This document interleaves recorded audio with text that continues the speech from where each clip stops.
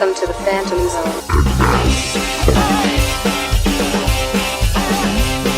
I try to join the X-Men, but I think they're maybe racist. Just because I'm human, they don't want my help. It seems it doesn't really matter if your superpowers firing through the belt. I tried to join the Justice League, but Batman was a douche to me. And Black Canary wouldn't tell me hi. And Plastic Man just threw a middle finger that was 30 stories high. I got a message from the great Avengers. They offered me a membership, but I didn't know. Hello, welcome to And Now Comics. This is Lou Gonzalez. Joining me this week is John Seiler. We are light on casts because of the coronavirus, but Yeah, Ryan and Connor have they're on 2-week in-house hiatus. They're not allowed to even touch the internet. well, it's funny. Well, Connor is seeing a band tonight that I will be seeing tomorrow. Oh no! Yeah, So I saw you shared the name. I was like, I have no idea who this is. Oh, and also joining us is John Scott. So Yeah, I'm here Yeah, so without internet, so I'm currently using data, but I'm here. Well, the band's Anamanaguchi, and to throw it back into comics, Anamanaguchi did the soundtrack for the video game Scott Pilgrim vs. the World, which is based off the comic. Oh, Yeah. such a good game. mhm. Yeah, I really want to own the soundtrack on vinyl, but it's like $100. For that price, you could probably like pay to get that made and have a custom one. Yeah, well, yeah, and like I own a couple bootleg albums. I actually just got in the vinyl for River City Girls because they like Fangamer put up like 250 of them for like $50 a piece, and they were like gone in flash. But like I ended up getting a copy, and those are going for like $150 on eBay right now. Oh wow! Yeah, like records is vinyls is something I have to stay away from because I know my collector mentality would just take over. Like, just can't even put my toe in that water. So, John, why don't you take us through some of this news stuff before we wrap up My Hero at the end? Because it's decent news this week. This weekend was C2E2 in Chicago, the sister convention to Emerald City Comic Con that'll be happening next weekend, maybe. Who knows? New York. And New York. So there was like a fair bit of like Marvel news that came out of there. Not so much DC. But for Marvel, what is this? So the first thing they announced was Kyle Higgins is going to be doing a Ultraman series for Marvel. Wait, like Power Rangers Higgins?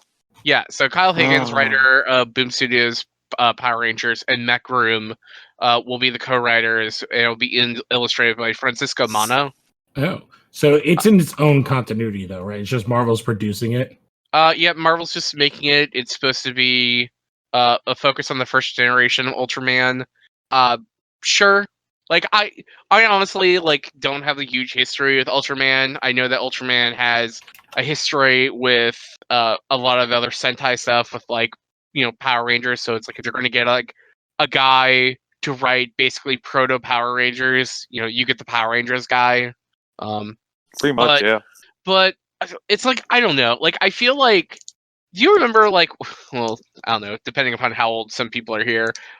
You remember when, Batman, the first Batman movie got super big and all the studios were like, oh, well, goddamn, Batman's huge. Like, we gotta, we gotta do our own comic book adaptation. And they're like, well, what do I know? And they're like, Dick Tracy and the Spirit. Dick Tracy, the Shadow. I was gonna say that's how we got. Oh, not the Spirit, but yeah, I'm in the Shadow, and the Phantom, and I just feel like, I feel like them announcing an Ultraman comic book is Marvel kind of being like, well, goddamn, manga is super popular right now. Like, what kind of manga properties can we like adapt? And like, there's like an older guy who's like, well, I don't know much about manga, but like, I loved Ultraman growing up and Gigantor. And it's like we're gonna do an adaptation of Ultraman. Next thing you know, the Speed Race is coming to the MCU. But like, I would love that. They have like the Marvel Mangaverse too. Yeah, well, and I think there's like a piece of art that's kind of going around with Erica Henderson drawing Speed Racer, and it looks so good. And there have been like revivals of classic anime and manga properties. Like, a couple of years ago, Netflix produced that Devilman Crybaby, which was like a really cool reboot of the Devilman series. And I feel like you could do that, but like I don't know, man. Like, is Kyle Higgins gonna like reinvent Ultraman for like a brand new audience? Like, I don't know. Maybe. That Gridman series last year was pretty cool from Trigger, but like they did like some like pretty cool stuff with it. And I just don't know if this is gonna be like exponential enough. I see what you mean. But like I also kind of think it's like if you're gonna like do maybe something like this, maybe like get some Japanese creators to do some covers or some interiors. Like I don't know. The other new book announcement that came out was there's going to be a new ongoing Silk series from Margarine Gu and Takeshi Miyazawa. Gu is a first-time comics writer, previously a novelist. But Takeshi Miyazawa is really good. They previously worked on a run on The Runaways. They worked on Spider-Man Loves Mary Jane, which is a super underrated series. They did an arc of Spider-Gwen. So at least the book will look really cool. Evidently, it's Cindy Moon being an intern working for J. Jonah Jameson, who's like now a podcaster, which so like how they did in Far From Home. They're like kind of merging that idea. Yeah. In the Amazing Spider-Man books, like I guess he's like a podcaster now, or a radio host. Yeah, that's what he was in the game too. He was like and I think in Far From Home they imply that he's like a far right. He's like he's Alex Jones. He's Alex Jones. Yeah, that's the name I was looking for, which works really well with that character, I think. Yeah, kind of. I guess that's just like the modern interpretation of a guy like that.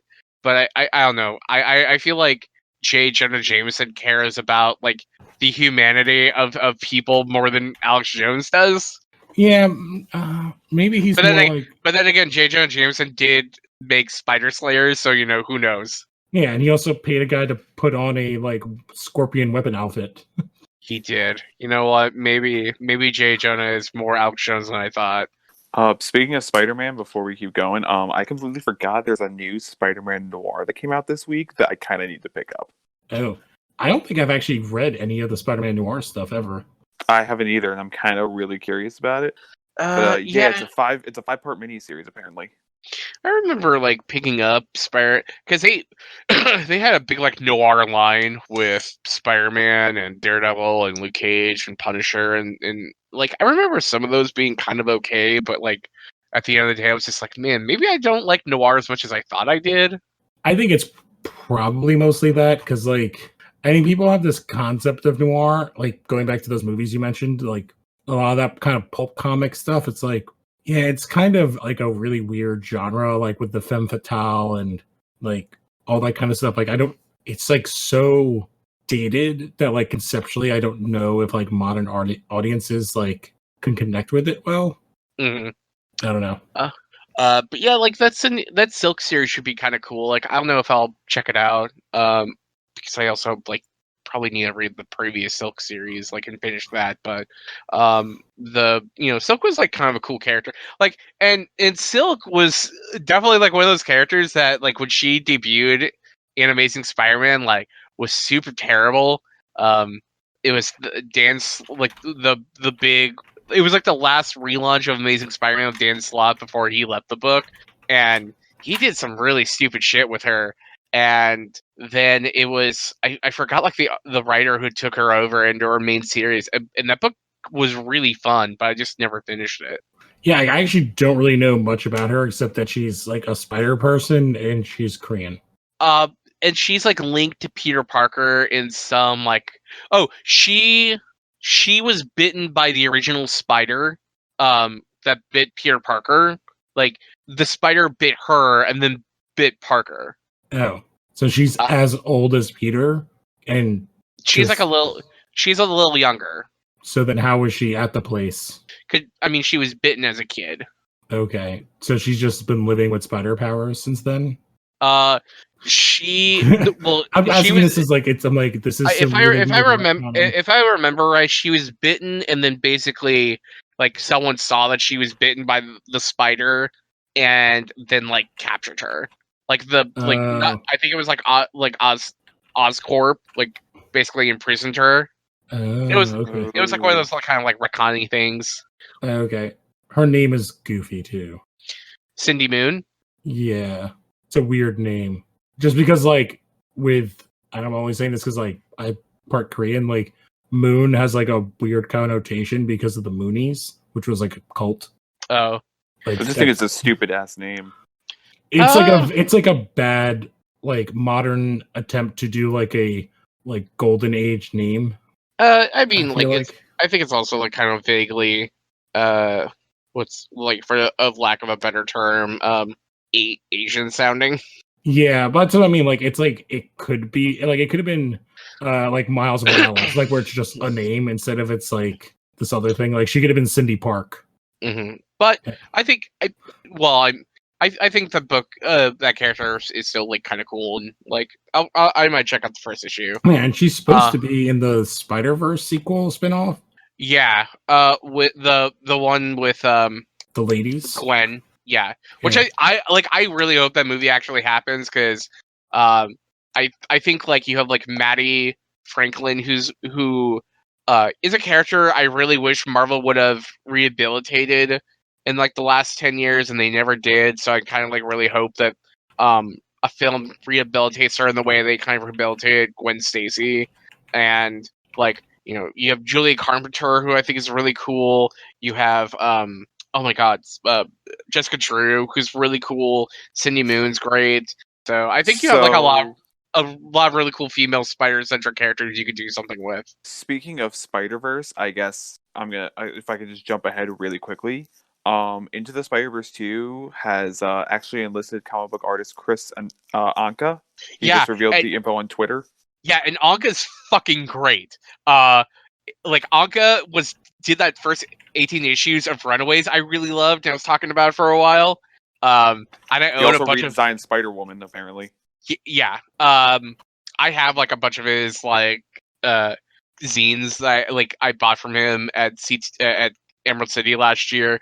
Yeah, that guy's like great. He has like a really good character design like mentality, and like his costumes are really cool and his sense of fashion's great on his characters. Like that movie will look incredible. So this is a good thing then. Yeah.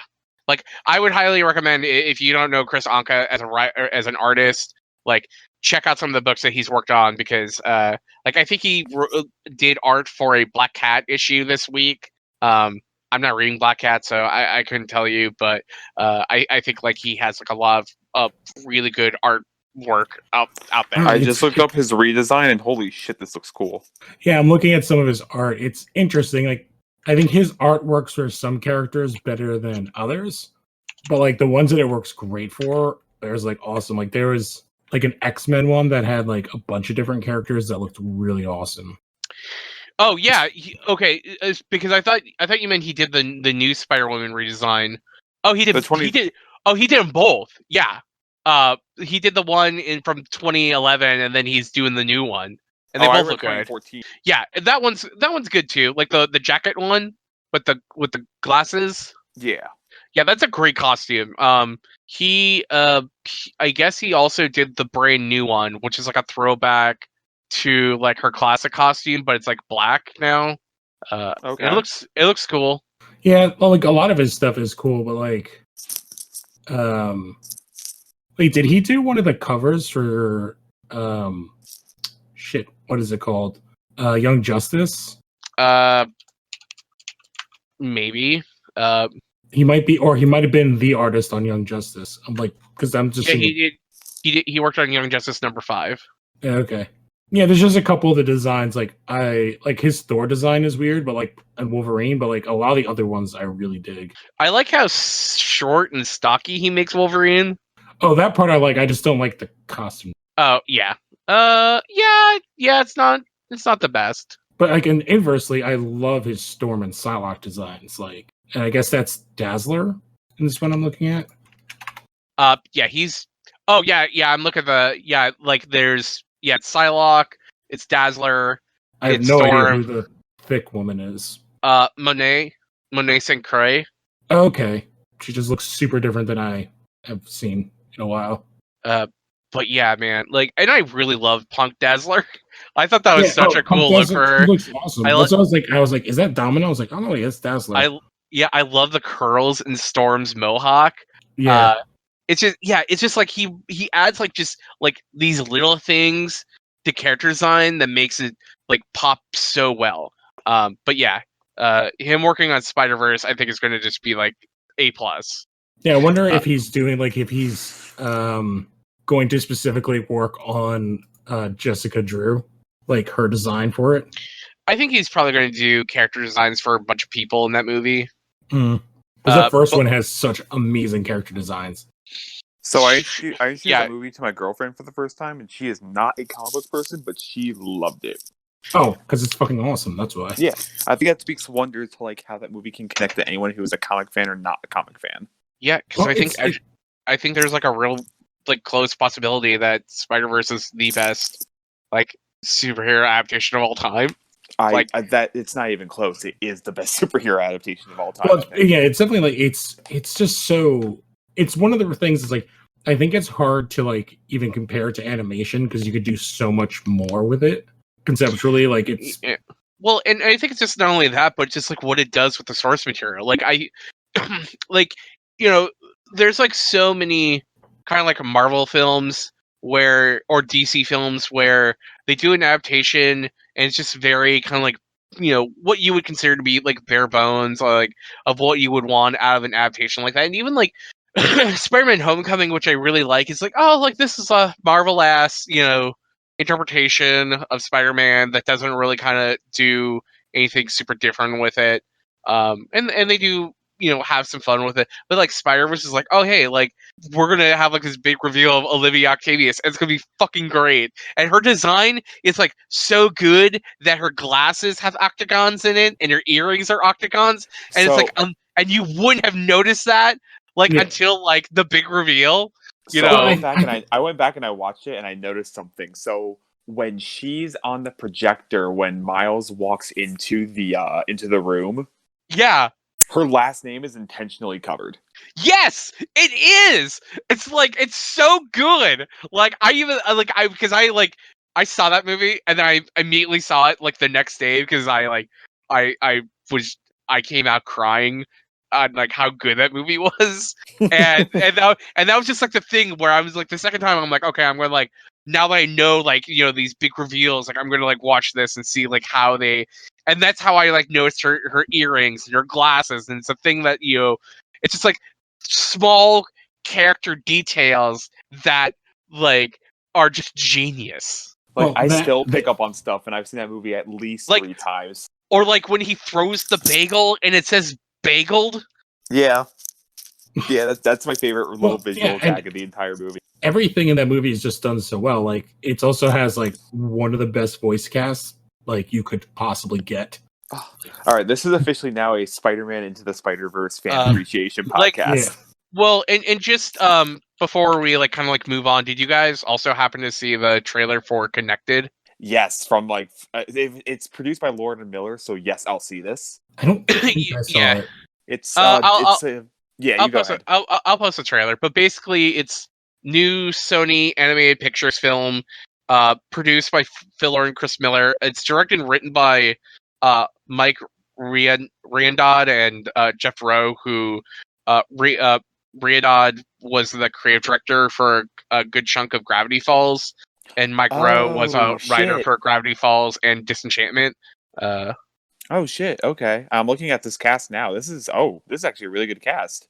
Danny McBride, Maya Rudolph, Eric Andre, Olivia Colman. But yeah, this movie was originally called the Mitchells versus the Machines, and they changed it to Connected, which I think is like a less fun title for it.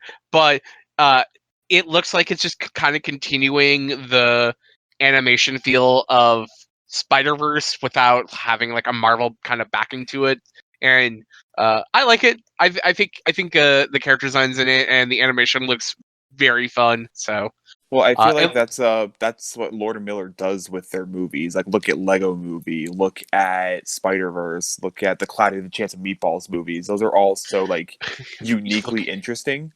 Clone High. Clone High. Oh wow, I did not know they did Clone High. Oh yeah, Phil Lord and Chris Miller's first like kind of big major work was Clone High. Oh, that was a good show. Clone High is so good. So the last comic, big comic news that came out of C2E2 is that Marvel announced the first major crossover Event, I guess. event in the Dawn of X, and it's kind of going to be called Ten of Swords, or as the title looks, it's called X of Swords, but they have said it's called 10 of Swords. Yeah, that's like when we were like Power of 10 and House of X. But yeah, if you want to know what 10 of Swords, the promotional art looks like, it's a bunch of X-Men characters with swords. Like all the ones you want to have swords, and then some of you were like, "Oh, I didn't know I want them to have swords," but they have swords. Like, it's fucking awesome. And there's this like also like Eye-Boy has a sword and has a bunch of eyeballs on it.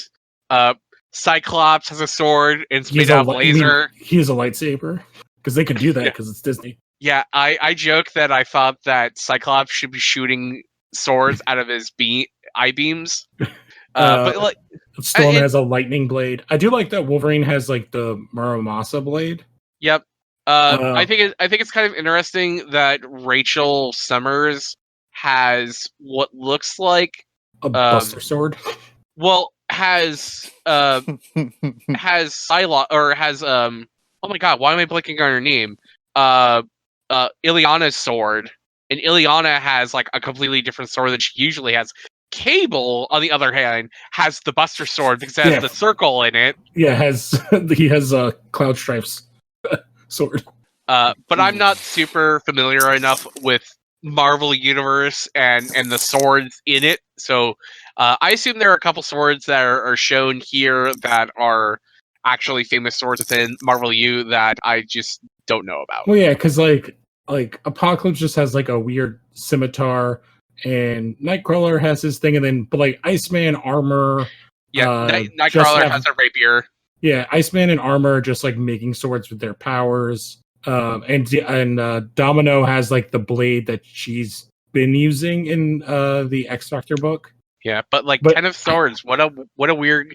This is not the event that I thought we were going towards. Well, I think the weirdest thing in this is that it looks like Brian Braddock is in it, and he's not a mutant because it's him. It's both Psylocks. It's Psylocke, yes. Psylocke, and Betsy. But then it looks like it's Brian behind Psylocke. Yeah, I think I'm like 2 or 3 issues behind on Excalibur, so there might have been some new development with Brian, or it could be Jamie. That's what I was thinking. It could be Jamie, but like that would be like fucking hardcore if it's Jamie, because I don't know. But to me, it looks like it's Brian. Like it's blonde hair. He's wearing the armor that he has in one of the issues, like when Jamie took over the throne. Mm-hmm. So it'll be interesting. I do like what's his name is in there too, Doug, and he has still the what do you call it, the Warlock armor, and he has like a Warlock sword now. Mm-hmm. Oh, I can't remember who is the guy with the gunblade. I think Eric was telling me something about him. I don't know much about Marvel or the swords. Yeah, he's still not caught up on Hickman's. I think he's X-Men. A Morlock, or possibly. He's like from one of those other X groups. All right, we can move on. Yeah, Dave Lopez announced that the webcomic that he made a couple years ago, Black Hand and Ironhead, is going to be getting a print edition, which is pretty cool. It will be published from oh my god, I just had the name of the company. That's it'll be from Image. So Black Hand and Ironhead Volume 1. Alexa's father is the head of a superpower corporate empire and one of the greatest superheroes of all time, and she desperately wants to take up his mantle. However, upon his sudden death, a woeful, unprepared Alexa is confronted with a wealth of well-kept family secrets, including a villainous sister she never knew existed. Can the sisters work together to investigate their father's mysterious death, or will they destroy each other in the process? Evidently, this is like the work that got them kind of noticed, that got them to land a job at Marvel and DC. So, I really like Dave Lopez's art, and this looks super fun, and I have not read this series before, and this looks like my cup of tea. And then, do we want to talk about Emerald City first, or we want to talk about Sean Gordon Murphy's announcement? I would say before we get to Murphy, I'll just say, like, because we talked about the deal last week, basically Jim Lee in an interview said they're not replacing him, and they're not rebooting the universe. Yeah, and there was Nor also is that Marvel buying them. God, what a stupid rumor that was. Yes. Warren Ellis also announced that the announced reboot of Wildcats is not coming out, but I don't think that has. Didn't they just reboot it like a second time? Like, because it was rebooted in New 52, and then it was rebooted in Rebirth. You're thinking of Wildstorm? Oh, Wildcats. Wait. Well, Wildcats is a part of Wildstorm, but what those characters were in the Wildstorm Rebirth stuff. But so in September they announced that they were going to be doing a Wildcats book. That was going to like go because they did the 2 books. There was Wildstorm and it was Wildstorm. I can't remember the guy's name. Yeah, I know what you're talking about. But like based off the success of those 2 books, they were going to do a Wildcats book. I'm going to rewind a second. Did you mention Warren Ellis? Yeah. Okay. This is everyone's friendly reminder that tomorrow, we're recording this on a Wednesday, Castlevania comes out tomorrow, and you all need to watch it because it's one of the best things on Netflix. Just PSA. Yeah, I need to watch season 1 of that show. Yeah, same it's here. so good!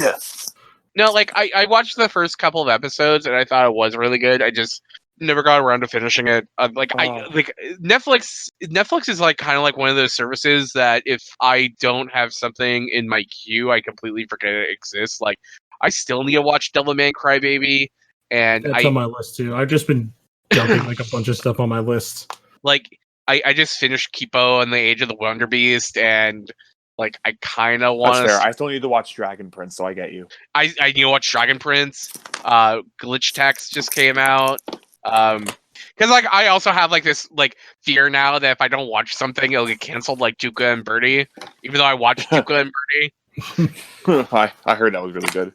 Tuca and Birdie is so good, but yeah, whatever. It's yeah. So Wildcats was supposed to come out, and I guess it seems like it was like a problem with artists not getting pages in on time, but like it also, I assume, with the change in landscape of DC and then like trying to figure out like where all these pieces kind of fit together, I assume they were just like, fuck it, let's move on. Yeah. Like I would not be surprised if it pops back up in like a year or two. But like, yeah, there's so much chaos going on over there right now. You kidding me? With Jim Lee in charge, of course those Wildstorm characters are going to find a place. Mm-hmm. But yeah, like, so the other thing like you were bringing up was like, so Sean Murphy, who did Batman the White Knight and what's the second one? It's Batman Curse of the White Knight, I think. Yeah. So I just started reading White Knight thanks to Hoopla, but I haven't finished it yet. It's Hoopla. I really like the first one, and I love the second one's almost done. I think it's like 1 or 2 more issues left. Okay. And it goes into interesting places. I do really like I dig his art style, especially for the character, and I like what he did in it, and like he kind of references all the other Batman stuff. Like you see like every Batmobile that's ever been a Batmobile kind of take place in the comics. So they're blowing up that universe, or the opposite actually. Like they're kind of expanding it, and other like he's going to kind of do his own Murphyverse with a couple of books. Yeah, and so he did like a tweet where he did like the rules of the Murphyverse. Number 1, dead characters stay dead. I don't know what characters he's killed so far, so who knows? He killed one of the biggest characters in the Batman mythos. Actually, 2. What did he kill? What did he kill? Alfred? No, he killed Jim Gordon, and I don't know. Well, do you care about being spoiled, John? I don't care. Scott? That's fine. Just go with it. You can just put earmuffs on. I might just take my earbuds out for a second. I'll wait. All right, so 5 seconds. So he killed Gordon, and he killed Joker. The one that's was like the star of the book. In the first one, the second book is about Azrael, and basically the not Joker, the other one basically takes over, and okay. Yeah. And then rule number 2, no inner monologues. Not a fan of using them. Like, I don't. That's a writing style. So like whatever. Yeah. That's his thing. So whatever. And I'm back. 3, stuff comes in on time, which I think that's a shot at Dio. Kind. It's and the rest of DT. I think it's just like comics in general because it's like events are always late, and I'm like, okay, sure, fam. Like, yeah, but especially with DC, like that's been such a knock on them recently, so I can see why putting that in like a promotional tweet makes sense. And then 4, only the best talent who puts customers and readers first, which I don't know, man. I think it's a promotional thing. Yeah, but I mean, like, what talent? Like what talent doesn't try and put the readers first? I guess it's like, or it's like, I don't know. It's just like a weird sentiment. I think it's a lot of, to me, it's people reading into what's obviously like a very promotional, like, check out my newest thing ever. It's so awesome. We're only putting the best here ever. Like, why would you say anything less? Like, and not to get serious, but it's like it's a bit of a dog whistle kind of term that's used by a certain sect of the audience, where it's like when they promote their books and it's like, we put readers first instead of whatever agenda. And I'm like, I get what you mean, but like at the same time, it's like I said, like I think it's, to me, it's like promotional, like like I feel like, and I went into a deep dive on this online. I'm like, I feel like people sometimes are trying to find meaning in things that don't have meaning, and maybe they're just like, maybe he didn't have to put that, but he's also trying to promote this like giant line that just was announced after the head of their comics got canned, so he's just trying to shine himself up a bit. And I'm not saying, because I think there was definitely some dialogue where people were like, kind of comparing him to worse people, and I don't think he's like that bad. I think I think he also. I think sometimes like doing like a cover for a Tanapel book is, it's like, man, you're Sean Gordon Murphy. You don't really need to be doing shit like that. Yeah, I think it also. Yeah, I think it's like he's done himself a disservice in the past by like bringing himself into some controversies when he doesn't need to be around. Yeah. I'll be completely honest. Also, like when I saw him do this Rules in the Murphyverse thing, it reminded me of the. Have you guys seen that billboard ad that Green Day put out for their new album, Father of All Motherfuckers, or whatever that album's called? I've heard of it, but I haven't seen it. Because I really don't like Green Day. The billboard is basically like, no features, no Swedish songwriters, no trap beats, just 100% pure, uncut rock. Oh, now I've seen it. So they're douchey.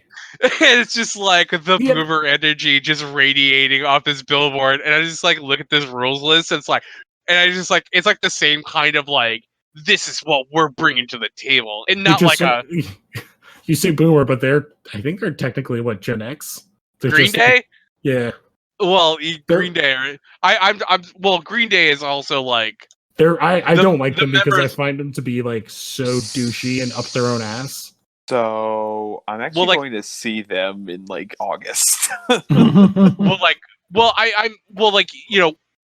up in the 90s. Yeah. But like Billy Joel Armstrong is like in his 50s with like shoe polish black hair and eye makeup. Yeah. Like I feel like I think they're all in their 50s. But then again, like, I don't know, man. Rock has been a very hard place for a very long time. Well, either you age and like just either you die young or you age to the point where nobody likes you and you just look at your ass.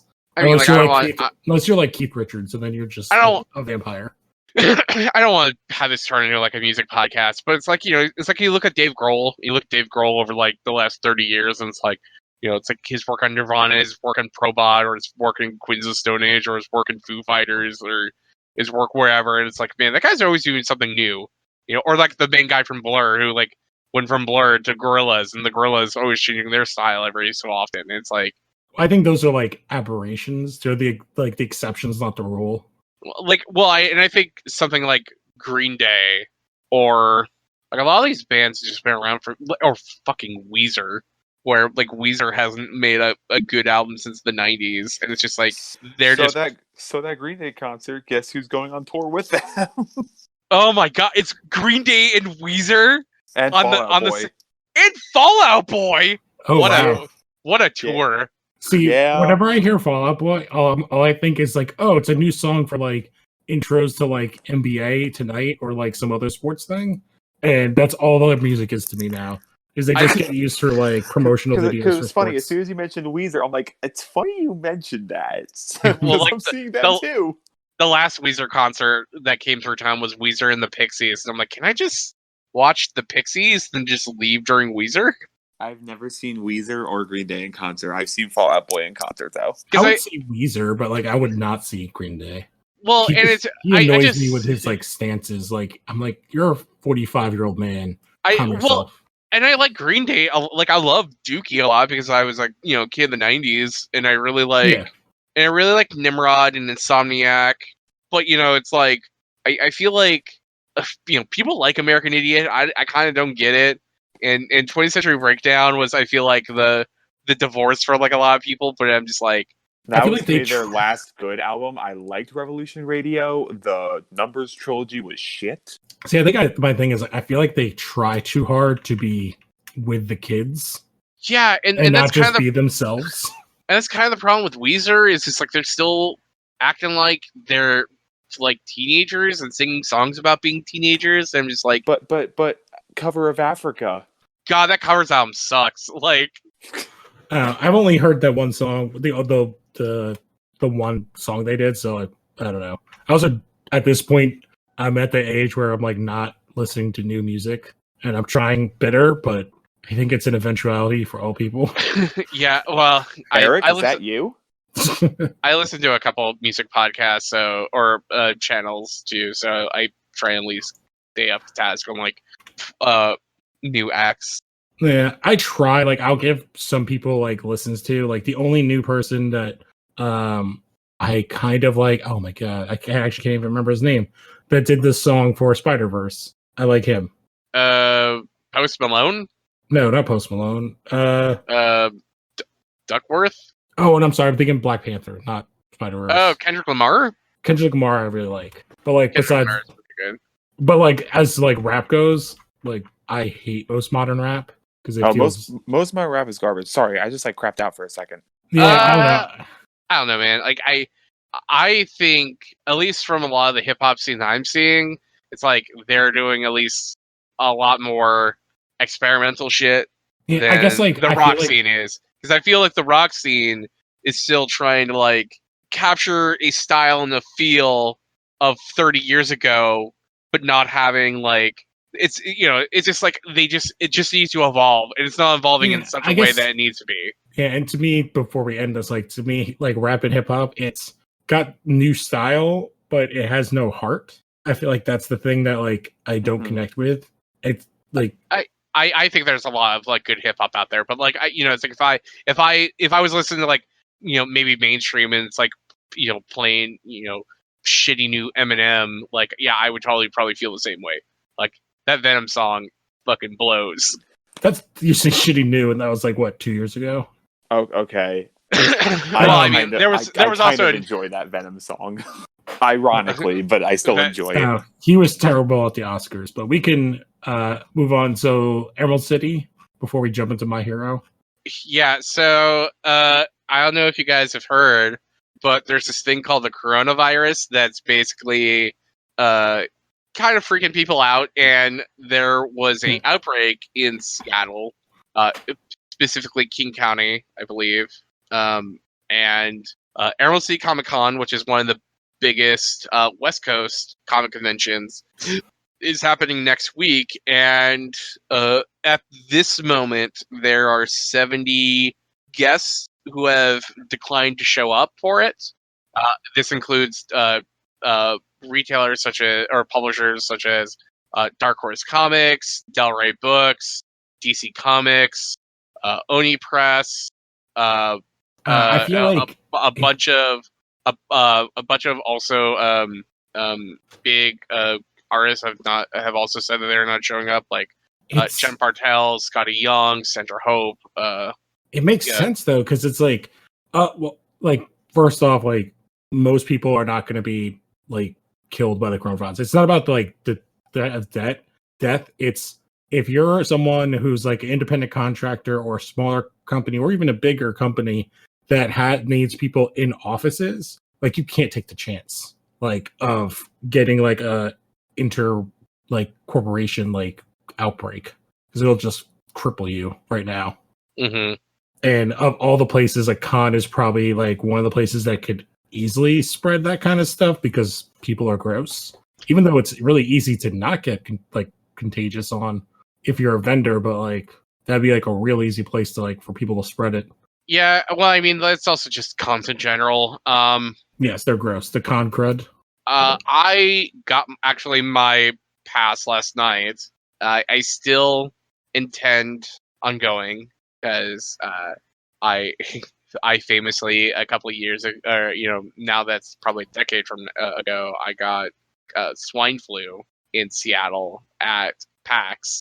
Oh, nice. But like that was also, I feel like that was like at a time where going to conventions was kind of like still a new thing for me, and I feel like for me it's just like as long as you like wash your hands fairly often and drink a bunch of water and eat throughout the day and eat like good food and not stuff that was prepared by other people like at the convention, I feel like you should be fine. Like I've worked conventions for my current job for about 2 years now, and I've never gotten sick.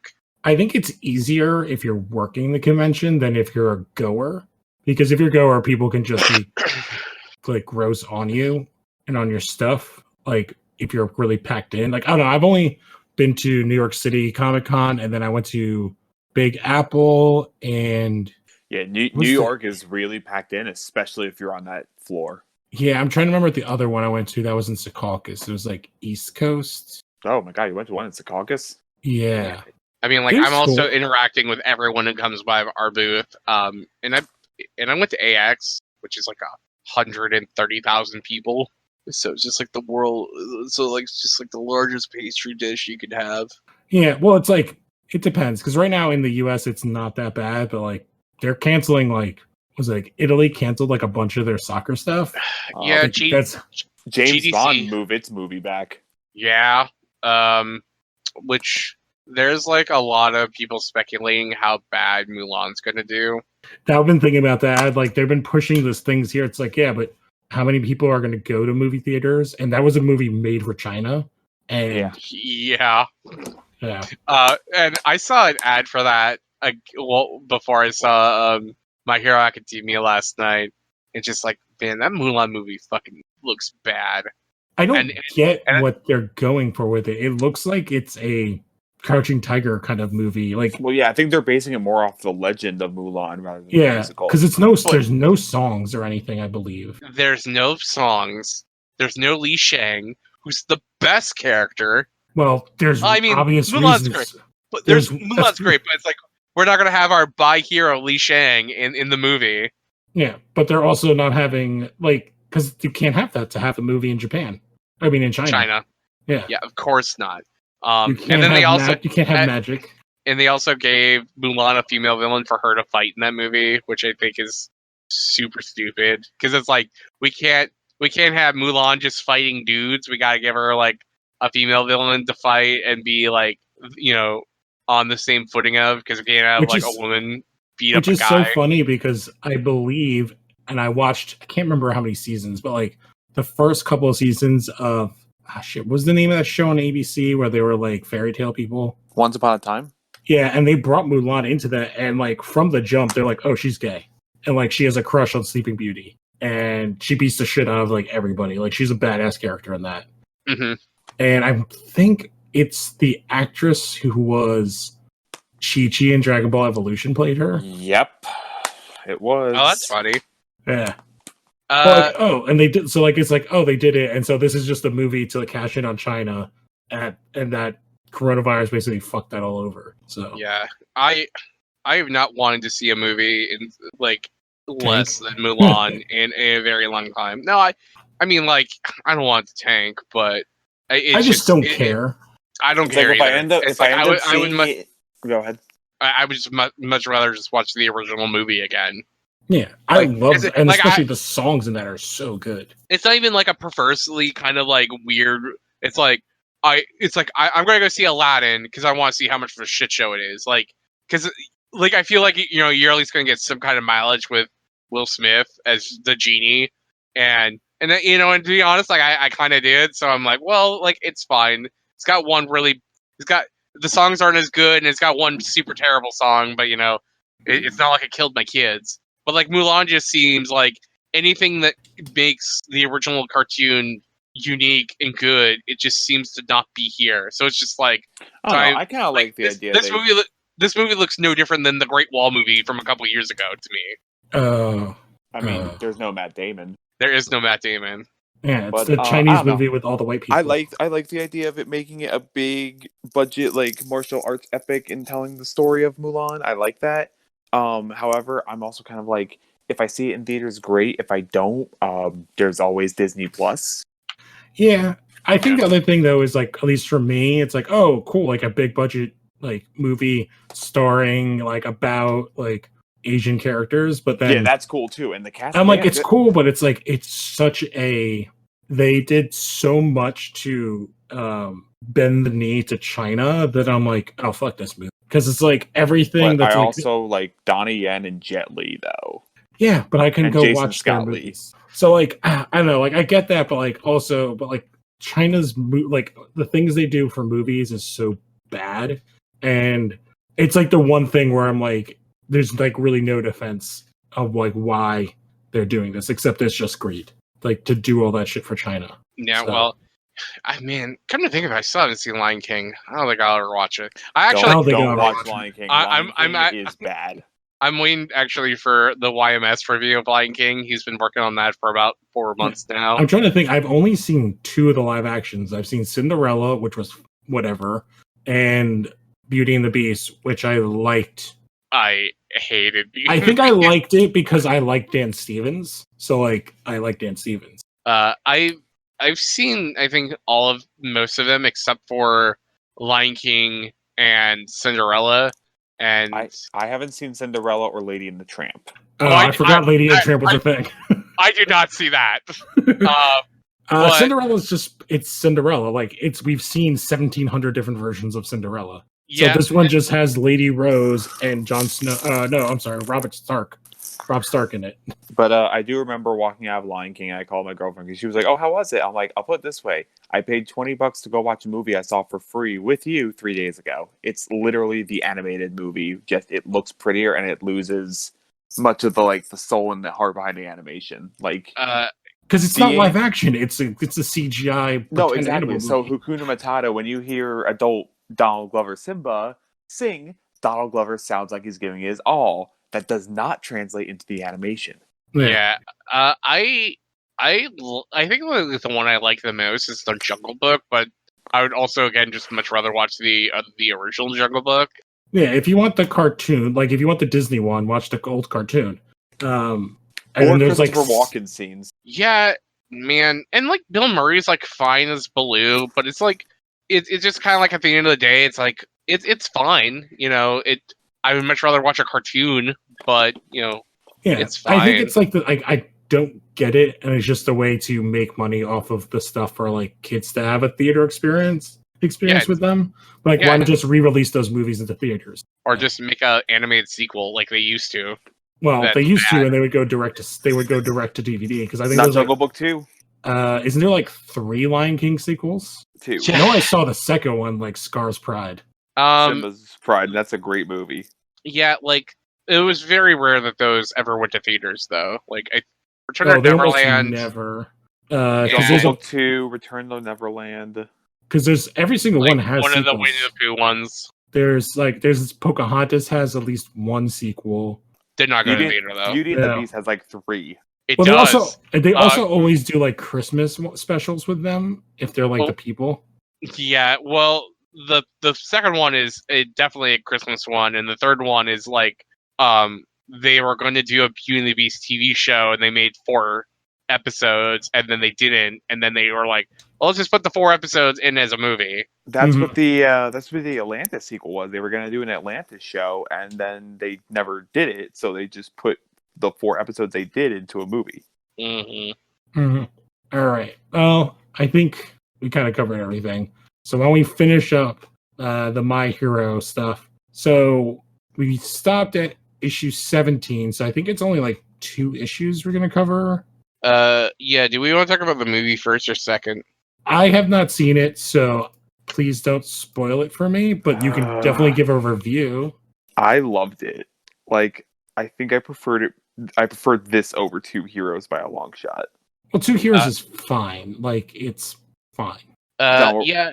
I like this movie way more than I liked the first one, because I did not like the first one at all.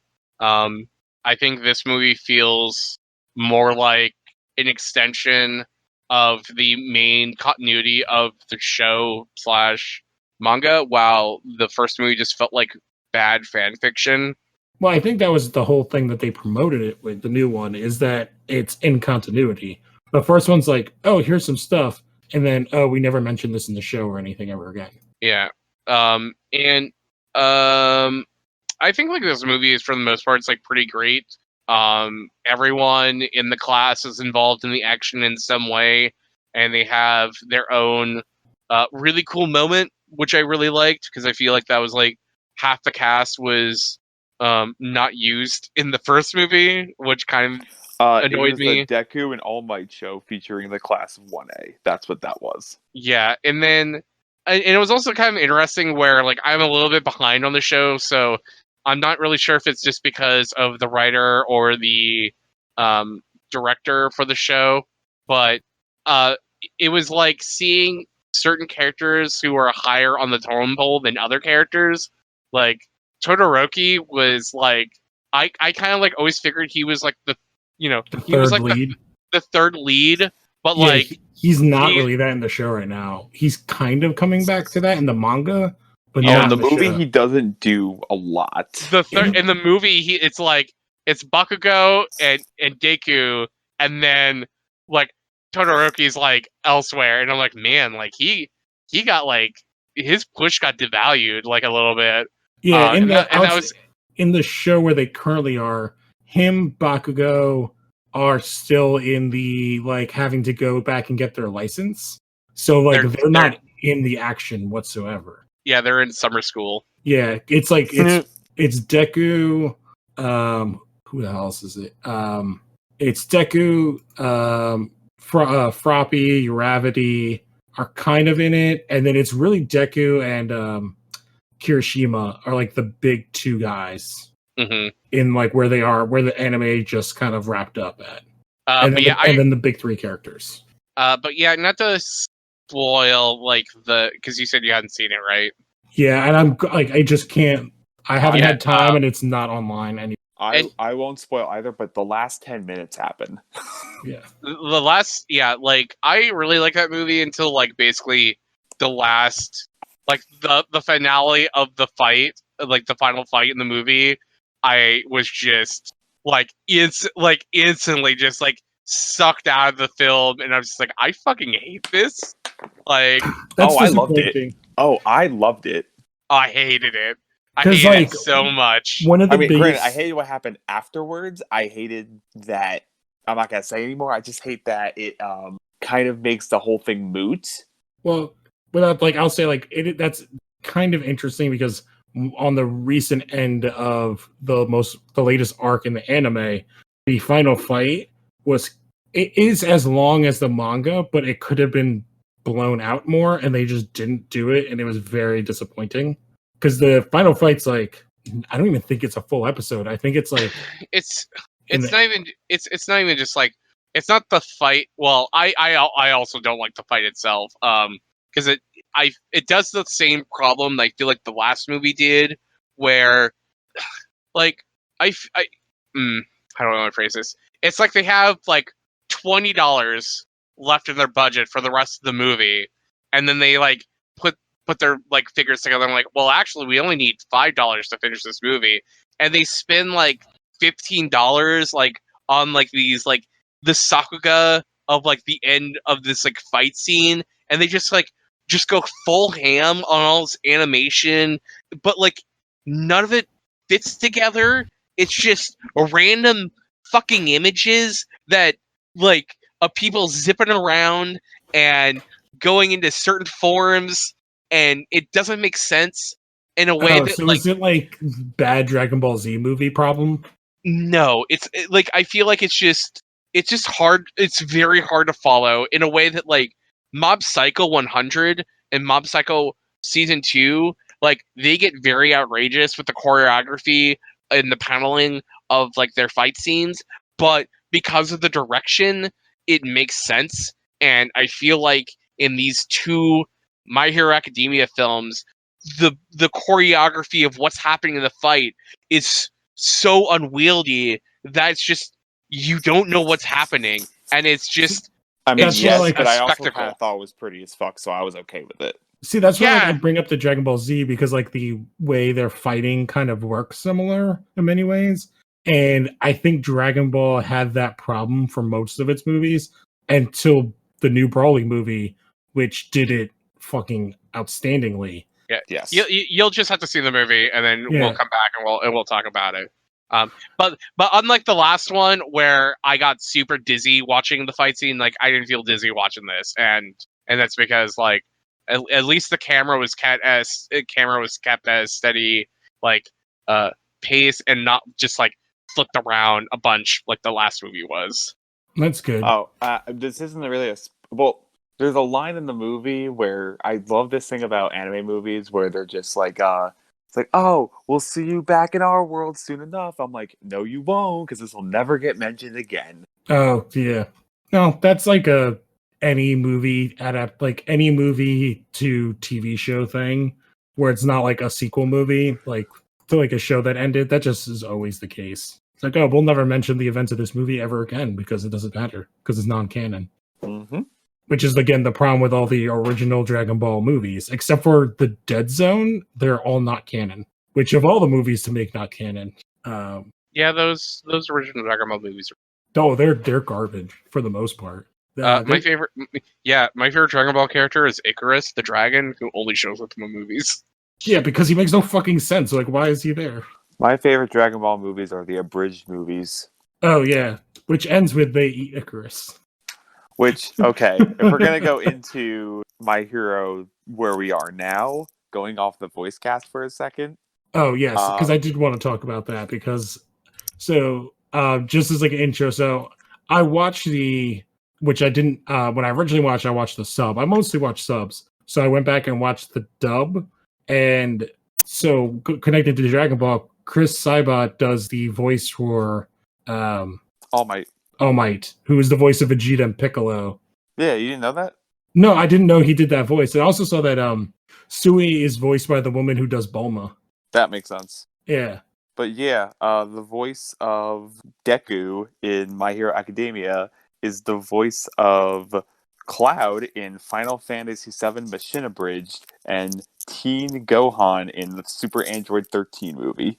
Yeah, it's like, it's so weird that that's like the connection there, like that they got either that guy became like a real deal. I guess he became a real. He became a real deal because it was before My Hero started. You'll realize like if you start like looking at the voice casting for a lot of Funimation stuff that a lot of the same people work on a lot of the same things. Yeah, but the fact that he went from an abridged thing like on YouTube to actually working for Funimation, who is constantly giving that specific group of people like problems their entire like project. Well, not so much anymore, am I right? Well, that's one of the reasons why they're retiring from that show. I thought they were retiring because they were just like, this is hard now. No, like they did a video and it's mostly about like it's hard. They're burnt out, and also at any single point YouTube could just take down their channel for good and then they're fucked. I don't know, man. Like I think I've tried watching some of their other stuff. I don't think it's very good, and like I like the Final Fantasy VII and I like the Hellsing. The of the stuff that's not abridged, I have not watched. Yeah, I when they announced, and this is not to like act like I'm so cool about this, but it's like they basically, it was like, we're not doing mission, or we're not doing Dragon Ball Z Abridged anymore. I'm like, okay, cool, see you guys later, kind of thing.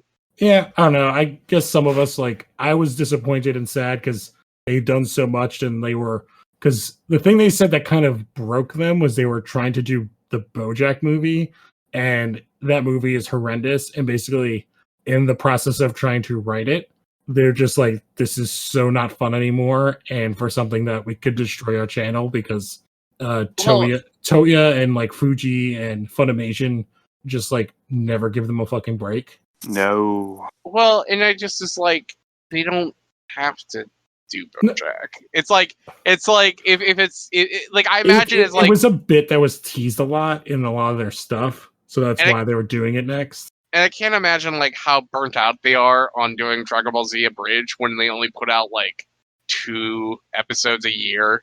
And I'm like, it's, I don't know, man. It's like, if I don't know, man. They I also think it's burnt out on the legal stuff.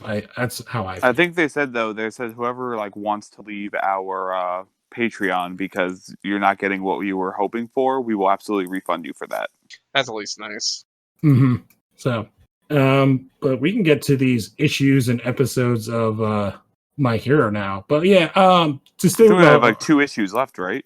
Yeah, I guess the only thing is like, so when watching the dub, I really do not like the voice of. I don't hate the voice for Deku, but I don't really like it. The voice that I despise is whoever's doing Mineta. I don't like what they're doing at all in the American We've also dub. established last episode that Mineta is the worst. He is, but he's funny, and I don't like. They give him this weird, like, lispy, like, slurpy thing, and I don't like it. Oh, that he's like a snot-nosed kid? It's like, he's talking, like, kind of, like, in this weird, like, lispy thing, and yeah, super nerdy. It's like a little too much. Like, it's too much added on to the fact that he's already, like, 2 feet tall, and he's a perv.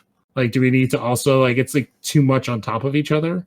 I don't know, man. Like, I think he's kind of fine. Like, the only character I don't like the dub for is Deku. Yeah, I don't mind Justin Briner as Deku. I really don't. It's honestly, it's just like an octave on his voice that just really grates on me. Like when he says plus ultra, I just like, it's like shock, like it's like your nails on a chalkboard. Oh, the other character. I feel like that earnestness kind of fits Deku so well, so that's why I like. Yeah, I don't mind him. Sometimes I like him, sometimes don't. The character I actually was like, oh my god, I hate it, is Shigaraki. I do not like the dub of, like, the voice dub of him at all. Yeah, he's not the best. I also couldn't. I don't know what he sounds it's like. Eric Vale, and he does Trunks in Dragon Ball.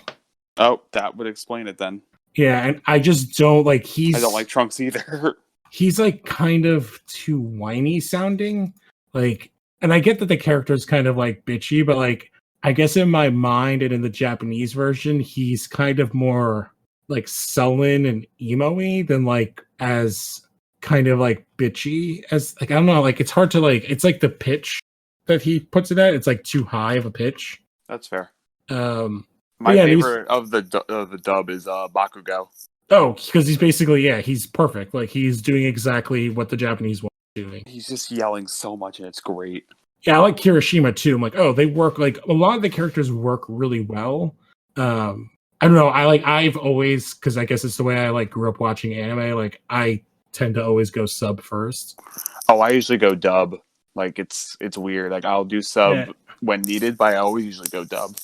I guess, like, in my brain, like, I go sub because, like, it's the original intent, as opposed to, like, the dub is, like, an interpretation to me.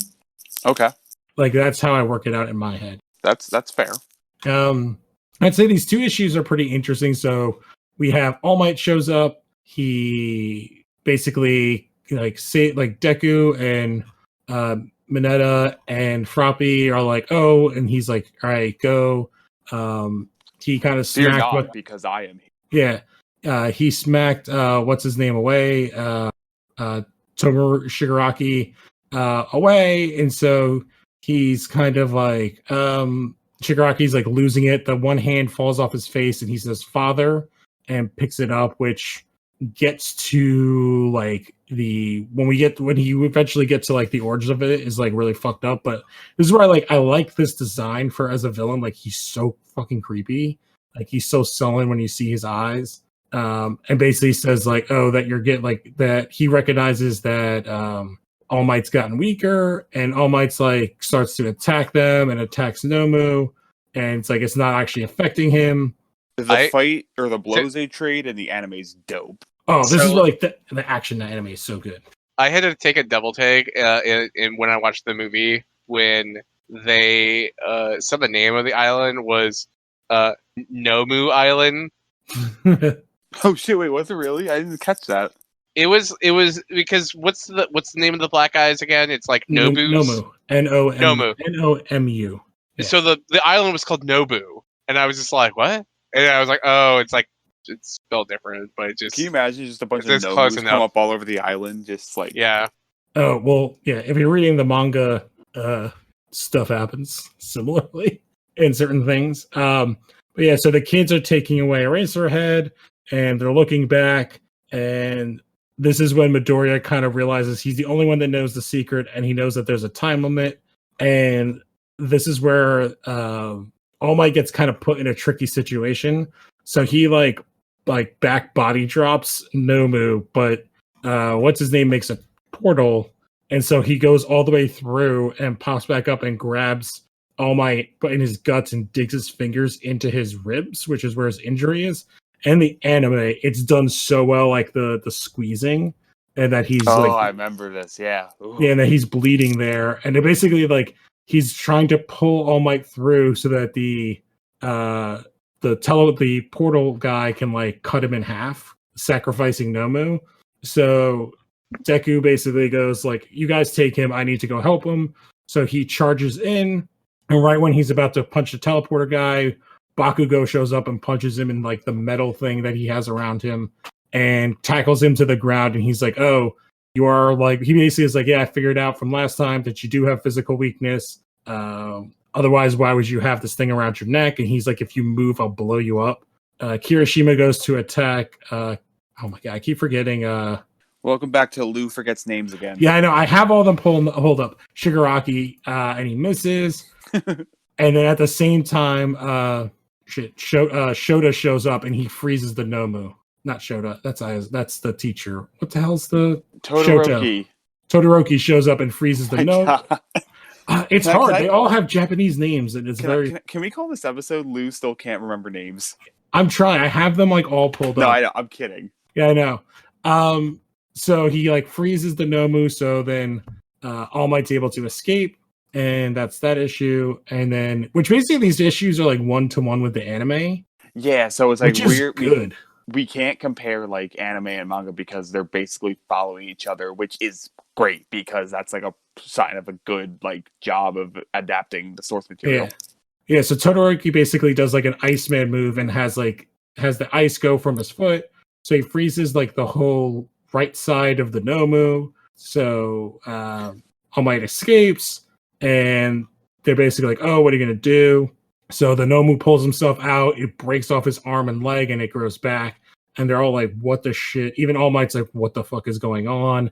And it's like, I thought you said that his quirk was, what was it? It was like, it wasn't nulling impacts. It was like absorption.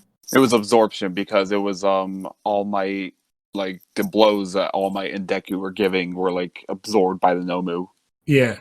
So he regrows them, so you see like his muscles regrow, and then the black kind of skin covers it. So he's like, oh, he has multiple quirks, which is like a big thing that will come into play. And basically, Shigaraki says like he was designed to kill you. So the Nomu attacks him. He's crazy fast. He wrecks All Might, and then he goes after Bakugo. And this is where we see like how powerful All Might is. Because without them even seeing it, All Might throws Bakugo away and takes the blast. And this is actually, I think, awesome in the anime, like when he's like, oh, I know what I need to do, and he goes at the Nomu and just punches the shit out of him.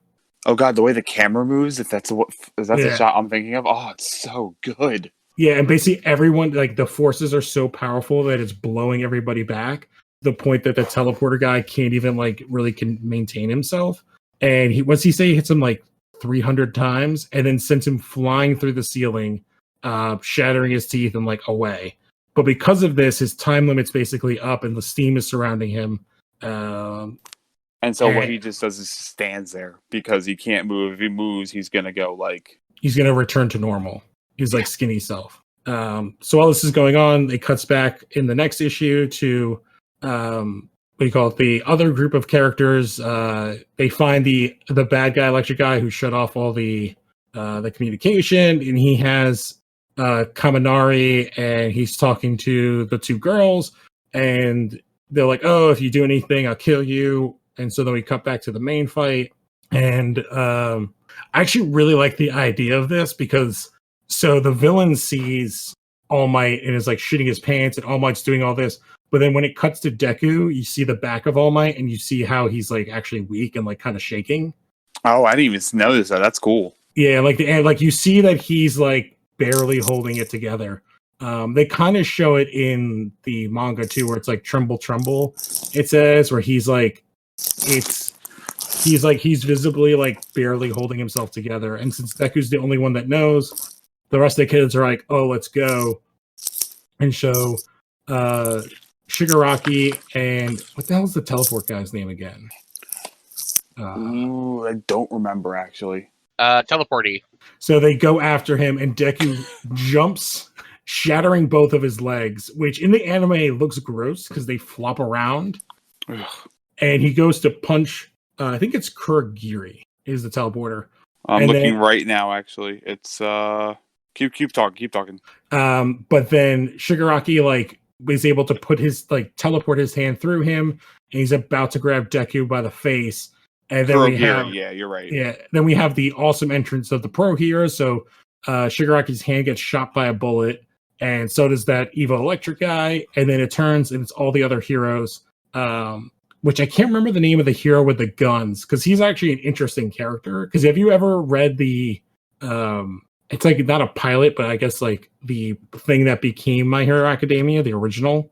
His name is Snipe, I believe. Yeah, but have you ever read the original like My Hero like short comic? No. So Snipe is the original design for like the main hero that Deku's in love with. Oh. So basically the Punisher.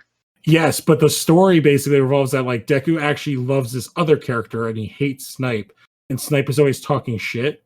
And Deku doesn't have powers, and he's like he works at a company that sells like the tools for the heroes, and he uses them to pretend to be a hero. And then Snipe ends up saving him, and he realizes that Snipe is actually the hero he always loved, and that he faked his own death because he hated being like he wanted to rebrand.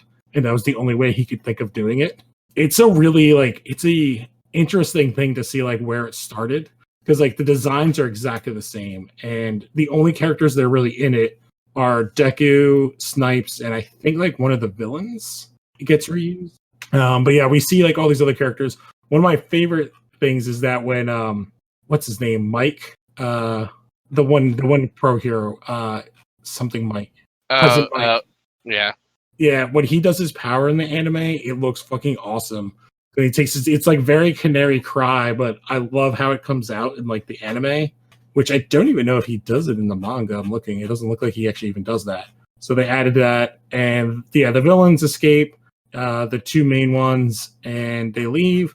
And the only person who's really hurt is Deku, Eraser, and All Might. And in the anime, they do a thing where basically Cementos, who's able to make cement, makes a wall so that no one can see All Might. And then they find the Nomu like miles down the road, and he basically does whatever they say. And they're super confused about what's going on, and everything's kind of good. But the fight scene is I think the fight scene, especially in the anime, is one of the best looking fight scenes in anime that I've seen in a long time. The thing I like about the fights in this manga /anime is and the new movie kind of has this too, where not only do they have emotional weight, but like the ante just keeps getting upped further and further each time there's a fight. Yeah, because like in the fight, if Deku doesn't leap, like All Might's gonna die. Like he does save All Might by being a distraction. Exactly. And yeah, I think I wouldn't go as far as saying it's like the best I've seen, because I think like there's a fight particularly like a little bit later that I think is like kind of like the apex of like fights for My Hero Academia. But like is well, it especially for like is it tournament arc fight? If I can just quickly spoil. No, Okay. Is it the camp? No.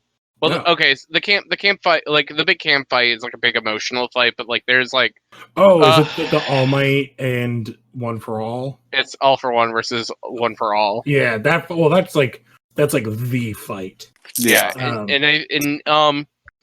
Um, and I think like Bones does like a pretty, because Bones does like the TV show, right? Also, Yes. because like I think they're just like a really great like animation house. Like I think their best work is over on Mob Psycho. Honestly, it's like God, man. Some of the stuff they do in season 2 is just like super incredible. But yeah. I think for like I think for shonen anime, like you know you can't go wrong with like some of the choreography of the fight scenes in My Hero Academia. Yeah, I just mean like, yeah, compared to like some other modern stuff, like they do a really good job with the fight scenes. Especially like in this case, blowing this fight scene out a bit more, and then it's disappointing. That's why I go back to, like, it's disappointing that they didn't do that in the last arc and that it ends so quickly. But like I do think that like the strongest point of My Hero Academia is like the characters and the character designs. Because like, and the art in the manga is really good too, and I love how they do, again, like Shigaraki like is such a awesome design for a villain. Like he's so weird and menacing. And so yeah, and then which I guess in the end of this is the reveal that he is working for somebody else, which who he's working for is All for One and the Doctor.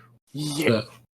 Before I forget, now that you say Doctor, I understand like in the My Hero the Academia. Doctor from the beginning of the manga? No, so like the Doctor, saying Doctor just triggered something that I remember in that movie. Like in the My Hero Academia movie, they do like so much of like kind of ingratiating like an audience for not knowing, who hadn't like seen the show, who maybe like this is like their first thing seeing of the show, to like kind of explain you like what the story of the show is, like by showing you clips from the TV show. And I'm like, okay, like I guess this is fine, but I feel like there's like a better way you could do this. And then they like show the Dr. Robotnik looking guy. Oh yeah, that's I was gonna say he looks like a fat Dr. Wily. That's the Doctor. And like he shows up in the movie, but they don't say who he is, or like other than like he's a doctor scientist, and I assume he's working with the League of Villains, but like that's kind of like all they tell you about him. I'm like, wait, so you can spend 5 minutes of like retelling like the origin of Deku, but you can't tell me who this one scientist is for 5 seconds? I don't know if they've really shown him yet in the anime. Well, he's in the movie. I actually don't. I think we've only sort of like he's been alluded to. He is currently the big character in the manga arc going on right now, and that's where I haven't read the manga other than these first 6 volumes. Yeah, that's where they've kind of shown him, and like his, not even his backstory, but like like he's kind of, I'm trying to think. I think he shows up at part of the end after the All for One fight. I'm just saying, like, this movie seems to go at all corners to like let everyone know what is going on in this series up to this point. But then like they're like, oh yeah, there's like this doctor guy, and it's like, and I'm like, and he doesn't even seem super important to the plot, other than like a 2-second like image that he made the bad guy. And that's kind of like all you, and that's like the last time you ever see him. Like, to be honest, they could have just said, you know, they could even just like cut out all that and just said that the League of Villains was like, oh, like he was created by so-and-so. Because like at that point, it's like, well, I don't know who this guy is either. You know, I don't know. It just seemed very weird that they would have this guy in here, but not explain who he is to the audience.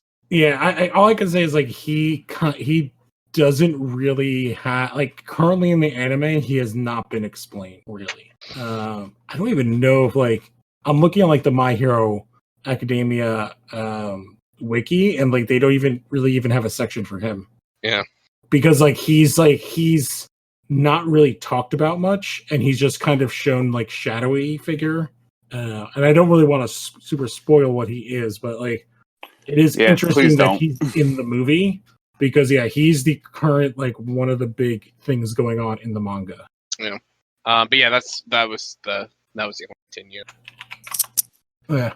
But yeah, I would say like if you're a big comic book fan and you like superheroes and you don't really do anime or manga, like this is a good one to jump into. There's a reason why it's super popular. It's very fun. Do you know what like the fan theory is for like one of the big fan theories of the show is that there's a sleeper agent in the class A. Oh, really? That there's like one of the students is actually like not really in league with the League of Villains, but is working as like a double agent for some villain.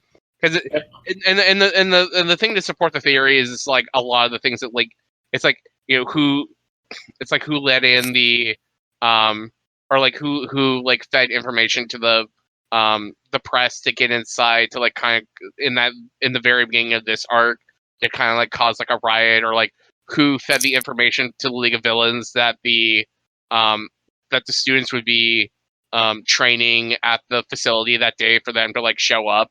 Do people have a specific person that they think it is? No, it's just like someone could be. Because I actually always thought that there's always definitely been like the idea that there is a mole in the school. There definitely seems to be. And I don't think it necessarily would have to be like class 1A. But I feel like that's where it would hit the most would be class 1A. Yeah, either that or one of the teachers. Or one of the teachers. Or the principal. Probably. The demon, fox, bear, dog, panda principal. I always thought he's just like a little mouse person. Well, whatever. They explain it sort of in one of the trainings that he's like a human experiment. So he's like an amalgam thing. So he wasn't even like a human that's his quirk. He's like man-made monster person. But yeah, I think we kind of run out of steam because but yeah, like I just the last thing I kind of want to say about My Hero Academia is I think it's like a pretty cool show in that it has like kind of like all the best qualities of a shonen anime with all the kind of like the best qualities of the American superhero genre. The costumes are really cool. The characters are really cool. They have like a really good way of like explaining the hero's powers and their abilities. And it's all like, and you see like people who have power sets that are more than just like flight or super strength. The power sets are really interesting. And to me, like my favorite part of it is like the world that they built, which they built pretty quickly to kind of explain the world. I think what my favorite thing is, and this is something I've just noticed, is that My Hero Academia seems to get something about the myth of superheroes and what that is more than some American superhero books or shows or whatever does. I think who actually writes My Hero? Because he's definitely like an X-Men fan, and he has to be, because like there is stuff that will be coming like the next big arc of the anime. Kohai Horikoshi. Yeah, because there's some stuff coming in like that'll be the next big arc in the anime. It's like, so it's funny you say that. He's a fan of Marvel Comics. Yeah, because I would say earmuffs if you don't want to know this, but like the next big villain stuff is kind of Magneto-ish. That was like the next arc in the manga compared to where the anime is. I literally just ripped my earbuds out of my ears just to make sure that I didn't hear a thing. I'm like, nope. Yeah, I didn't say any powers, but like just like the idea, it's like, it's like more of a look at the society and what the society is. But is interesting. But like, I think like there's like a character in the main class that's like kind of there for like anyone. Like for sure, you'll gravitate towards like certain characters. I think more than others. Because it's the same with the villains. Oh, I 100% think that, because I know of the villains, I like the guy that's like the duplicate guy, Toga. I think is his Double. Yeah, he's a fun. You mean a Deadpool character? Yeah, well, that's what I like that he's kooky like that, but I also like the girl. And Toga. Then and then like, a lot of people like Toga. Yeah, and her power set's really interesting. And Class A, like, yeah, there is kind of someone for everyone. And her Bane mask. Oh yeah, there's kind of someone for everyone, even Mineta. Yeah, Minetta's although actually I'd be really a good part of the show. Towards Mineta. But like, there's a cosplayer I follow and know because of the company I work for, and she actually really loves Mineta. Oh, okay. Mineta gets some good points like in the manga and the anime, like where he's like, oh, even though he's this dumb little perv, like he's very like he knows how to use his powers and like win. Because when they have their big test, like he does like awesome things against something that he should get the shit kicked out of him for. Yeah, and I really need to get caught up because I'm like at the part in the book where they're trying to get the girl with the horn and they're fighting the guy with the vulture mask. Chisuke. And yeah, I'm just like kind of not into it at all. Oh, see, that's the part where I'm like, when they get to the main fight, that's like the most disappointing ever. That's what I'm talking about. But I know that the next arc afterwards is the school festival, and like boy howdy, I love like when they like do like the students at a school thing because like a slice of life sort of thing. And that's just kind of like reminds me of like what I really like about the Xavier School is like the daily life of school of superhero teens. Oh, it's very like New Mutants-esque. I will say right now we're kind of in the anime at least. We're getting to that festival arc, and I'm just like, you know what? I could do with a little of a breather. I could do with a little, especially compared to like the arc after that is like really heavy. Oh, is it?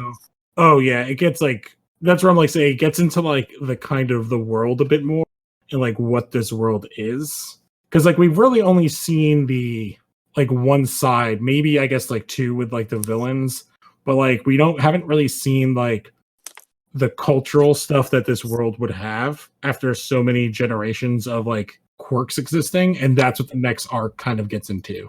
Ooh, I like that. Yeah. So I need the festival arc to last a little longer just so I can have some happiness, because it should be the arc before that was heavy. That was like I was like, oh god. It should be like 3 more episodes. Well, the dub's behind by like weeks. Yeah, so it should be like about 6 episodes, I think. Okay. All right, I can do that. All right, but let's wrap this up. So don't forget to check out all the other shows. Leave 5 stars, reviews, leave a comment, tell your friends. Where can everybody find you guys? I'm at Twitter, jmscott193. You can find me on Twitter at John_FN_Seiler, SEILER. Same as Instagram. And we're both bopping around the Phantom Zone Facebook group, which you should join. It's really fun over there. Yep. And I guess we'll check you guys out next week. And I guess always remember, plus ultra. Go beyond, guys. Plus ultra. Yeah, boy. We them boys.